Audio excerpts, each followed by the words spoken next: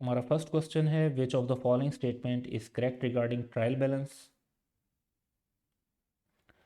So every credit balance represent income. तो ये statement गलत है क्योंकि क्रेडिट बैलेंस लाइबिलिटी का भी हो सकता है। क्रेडिट बैलेंस जो है वो कैपिटल या इक्विटी अकाउंट्स का भी हो सकता है। सेकंड है रिटर्न इनवर्ड्स यानी sales return has debit balance. This is correct. Opening stock as well as closing stock appear in a trial balance. तो opening stock show periodic inventory method हो तो ओपनिंग स्टॉक होता है, फिर closing stock नहीं होता। और अगर परपेचुअल इन्वेंट्री मेथड हो तो क्लोजिंग स्टॉक शो हो रहा होता है, ओपनिंग नहीं शो हो रहा होता। तो ये स्टेटमेंट भी इनकरेक्ट हो जाती है। Trial balance is a book of prime entry. Trial balance book of prime entry नहीं है। बुक ऑफ प्राइम एंट्री के बाद लेजर्स बनते हैं और लेजर्स के बाद एक शीट जो बनती है उसे ट्रायल बैलेंस कहते हैं। तो trial balance is not a book of prime entry. Book of prime entry वो बुक्स हैं जहाँ पे ट्रांजेक्शन फर्स्ट टाइम रिकॉर्ड होती है। Trial balance is the third step. Second question है which of the following statement is correct. Directors of a company are personally liable for any losses of the company. So generally directors are not personally liable except in certain situation where law specifically says so. A sole trader business is owned by shareholders. Soul trader तो अकेला आदमी होता है, वो खुद ही own करता है, खुद ही ऑपरेट करता है। Partners are liable for losses in a partnership equally regardless of their profit sharing ratio. This is incorrect. Reason being के जी हो सकता है कि प्रॉफिट नॉर्मल तो यही है कि जो प्रॉफिट शेयरिंग रेशो होगी उसी में लॉस भी शेयर हो रहा होगा, लेकिन पार्टनर्स चाहें तो लॉस शेयरिंग रेशो डिफरेंट भी रख सकते हैं, इक्वल भी रख सकते हैं।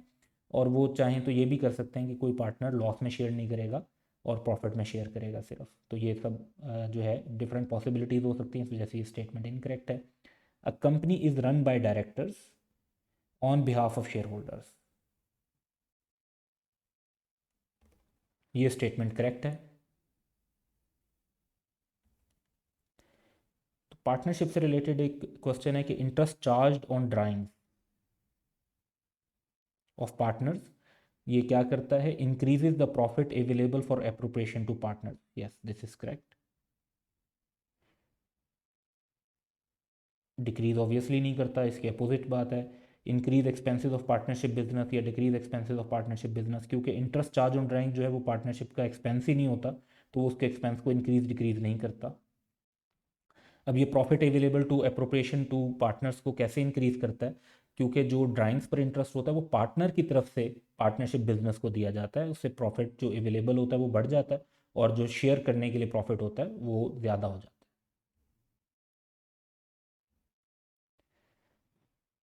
A motor vehicle was purchase for ₹13,95,000 on 1st July 2018. It has an estimated useful life of 5 years and a residual value of ₹255,000. If the sum of digit method of depreciation is used, what will be the carrying amount of motor vehicle as at 30th June 2020? तो आपको 2 years की depreciation charge करनी है, सम of digit method से करनी है। तो पहला स्टेप तो ये होगा कि आप कॉस्ट और रेजिडुअल वैल्यू से डेप्रिशिएबल अमाउंट निकाल लें और सम ऑफ डिजिट कैलकुलेट कर लेंगे, 5 ईयर्स का 15 आएगा और उसके बाद 2 ईयर्स की डेप्रिसिएशन उसमें से हम जो है वो लेस कर देंगे, तो हमारे पास कैरिंग अमाउंट आ जाएगी। इसको इलस्ट्रेट कर लेते हैं।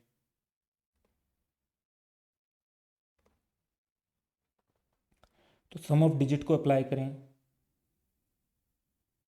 5 + 4 + 3 + 2 + 1 15 बनता है। इसी को हम यूज़ करेंगे आगे डेप्रिसिएशन कैलकुलेट करने में। कॉस्ट है जी हमारे पास क्वेश्चन में गिवन, रेजिडुअल वैल्यू गिवन है जिससे हमने डेप्रिशिएबल अमाउंट निकाल ली और यही डेप्रिशिएबल अमाउंट डेप्रिसिएशन कैलकुलेट करने के लिए यूज़ होगी। कॉस्ट में से 2 ईयर्स की डेप्रिसिएशन निकालेंगे क्योंकि सम ऑफ डिजिट मेथड है। फर्स्ट ईयर 5 ईयर्स की लाइफ थी तो 5/15, नेक्स्ट 4/15, अगले साल होते तो 3/15 एंड सो ऑन होता। तो 2 ईयर्स की डेप्रिसिएशन लेस करके हमारे पास आंसर आ रहा है 711,000। Option A would be correct. During the year 2019, an entity purchased a machine for ₹20 million to be used for 6 years, which of the following would represent residual value of this machine in 2019, यानी जब खरीदी है उस साल में इसकी residual value को क्या रिप्रेजेंट करेगा। तो ये एक अच्छा कॉन्सेप्चुअल क्वेश्चन है, लेकिन इसके लिए हमें देख लेना चाहिए कि रेजिडुअल वैल्यू की डेफिनेशन क्या है।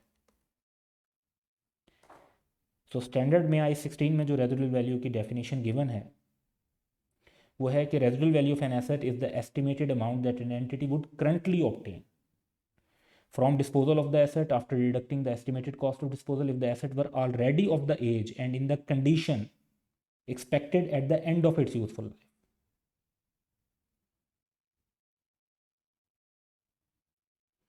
यानी अमाउंट वो जो एंटिटी करंटली ऑब्टेन करेगी, लेकिन एसेट की हालत वो जो यूजफुल लाइफ के एंड पर होगी। So rupees 15 million can be currently obtained from disposal of the machine in its present condition.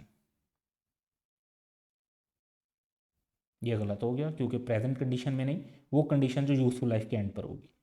Rupees 4 million can be currently obtain from disposal of a 6-year old similar machine. तो ये सही answer है। Next answers भी देख लेते हैं। Rupees 18 million can be obtained इन 2025। ये गलत हो जाता है क्योंकि करंटली ऑब्टेन्ड होना चाहिए। Rupees 7 million can be obtained इन 2025। सो ये जहन में रखना है कि डेफिनेशन के मुताबिक अमाउंट वो जो करंटली ऑब्टेन करेंगे, कंडीशन वो जो एंड ऑफ यूजफुल लाइफ पर होगी। A, B and C are partners in a firm sharing profit or loss in the ratio of 3:3:4. B is entitled to annual commission of 5% on sales. The sales and net profit earned by the firm during the year are rupees 12 million and rupees 3 million respectively. What is C's share of profit? अब C का जो share of profit है वो 3 + 3 + 4 10 बनते हैं, वो 4/10 बनेगा। और पहले लेकिन आपको ये करना पड़ेगा कि कमीशन लेस करना होगा। तो इसको इलस्ट्रेट कर लेते हैं सिंपली। 3 million का प्रॉफिट, बी का कमीशन, प्रॉफिट की परसेंटेज नहीं सेल्स की परसेंटेज है, ये ध्यान में रखना है। लेस करते हैं, जो बाकी प्रॉफिट बचता है दैट इज 2.4 million। और इस प्रॉफिट में सी का जो शेयर है that is 4/10। D option would be correct.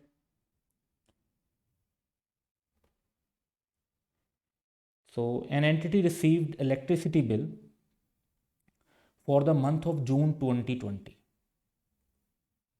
The bill will be paid on 10 July 2020। तो जून का मंथ का बिल मिला है लेकिन जुलाई की 10th को पे करना है। एंटिटी का फाइनेंशियल ईयर भी 30 जून को एंड हो जाता है। How would the payment be recorded? तो पेमेंट की एंट्री पूछी गई है। अब इसमें जस्ट फॉर डिस्कशन हम देख लेते हैं कि ईयर एंड पर या पीरियड एंड पर क्या एंट्री रिकॉर्ड होगी। तो पीरियड एंड पर आप एक्रूवल रिकॉर्ड करेंगे, that would be debit the expense and credit the utilities payable. और क्योंकि आप एक्सपेंस को ऑलरेडी रिकॉर्ड कर चुके हैं तो जब पेमेंट करेंगे तो यूटिलिटीज पेएबल का अकाउंट अब ख़त्म कर देंगे क्योंकि वो लाइबिलिटी ख़त्म हो गई, और पेमेंट के टाइम पे कैश या बैंक को क्रेडिट कर देंगे। तो हमारे पास जो रेलिवेंट एंट्री इसमें बनती है, ये जो ए एंट्री है ये तो पीरियड एंड की है, हमसे एंट्री पूछी गई है पेमेंट की। तो utility payables and electricity expense no, utility payable and credit cash. तो हमारा जो सही बनेगा आंसर वो इसमें है कि जी इलेक्ट्रिसिटी बिल आया है, और इलेक्ट्रिसिटी एक्सपेंस लिखना गलत होगा क्योंकि एक्सपेंस तो आप ऑलरेडी रिकॉर्ड कर चुके हैं। तो यूटिलिटीज़ पेएबल या इलेक्ट्रिसिटी पेएबल भी होता तो दैट वाज एक्सेप्टेबल। तो सी ऑप्शन इज़ करेक्ट क्योंकि ये एग्जैक्ट इस एंट्री को रिप्रेजेंट कर रहा है। That's all. Share your feedback in the comments below.